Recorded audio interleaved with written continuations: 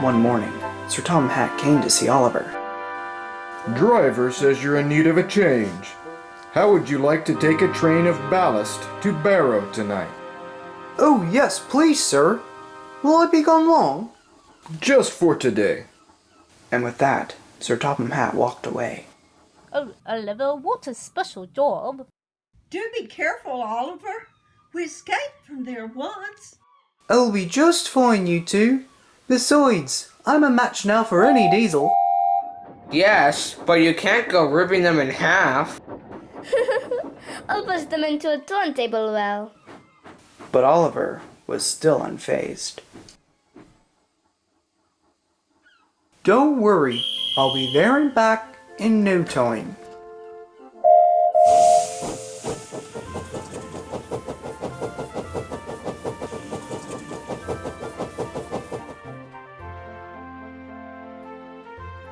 That evening, Oliver was taking on water.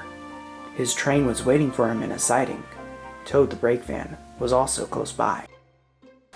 I do wish you the best of travels, Miss Oliver, but do be careful, though. Barrow can be quite the scary place in the dark. Honestly, Toad, there's nothing to worry about. After all, I do have sagacity. Quite right, Mr. Oliver. Oliver trundled down the line with his train in tow.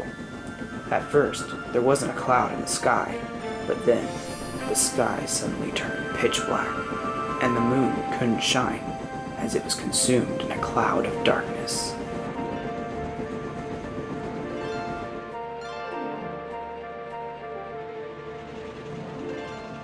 Oliver arrived at Barrow. Diesels oiled about.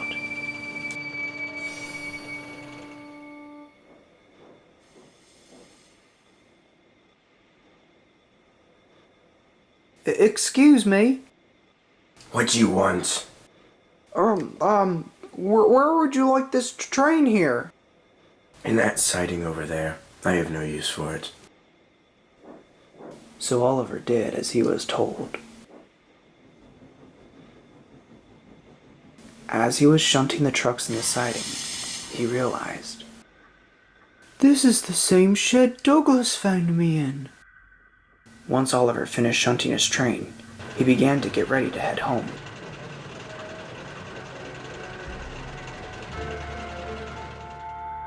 When the night foreman came and told Oliver's crew there was some paperwork that needed to be filled out. No worries, Oliver. We'll be back soon. But they weren't. Hours passed, and his crew hadn't returned. The dark atmosphere was unsettling. Oliver could hear the horns of diesels far away, and the sounds of metal being cut up. Oliver didn't feel brave anymore. He was scared. He was all alone, but not for long. Two diesels emerged from the shadows.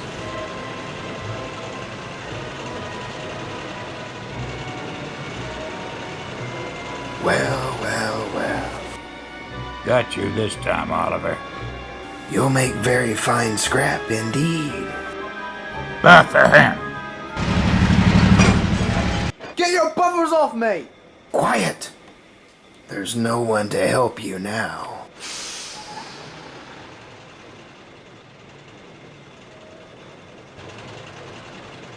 The two diesels took him to a large smelting shed.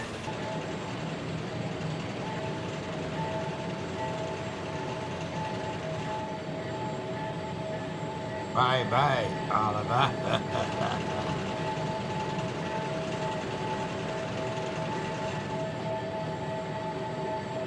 Oliver looked up. Above him was a large grabber. This engine's not for scrapping! The grabber began to move.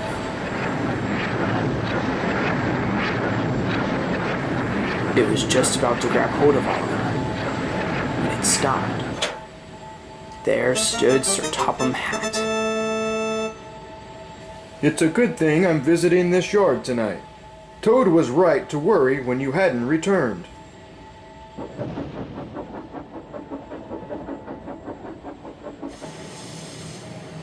Saving you from scrap is becoming a habit, Oliver. Please stop it. Yes, sir. But I have learned one thing. And what is that? There's no place like home. And that's exactly where you're going now. It was a quiet trip back home until Douglas spoke up. You know, you got a good friend in young Toad. It was he that raised the alarm. Really, Toad? It was nothing, Mr. Oliver. You saved me when you took me along with Miss Isabel, and I was just simply returning the favor.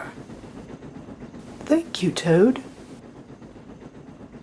I will always have your back, Mr. Oliver, both literally and figuratively. He and Toad make the finest pair. Oliver knew Douglas was right. When the three arrived back on the island of Sodor, it was too late to head home to the sheds on the Little Western, so they spent the night in Tidmouth. As the three went to sleep, Oliver looked around and smiled. He was surrounded by friends that cared for him. He was home and safe. He closed his eyes happily, knowing all was well.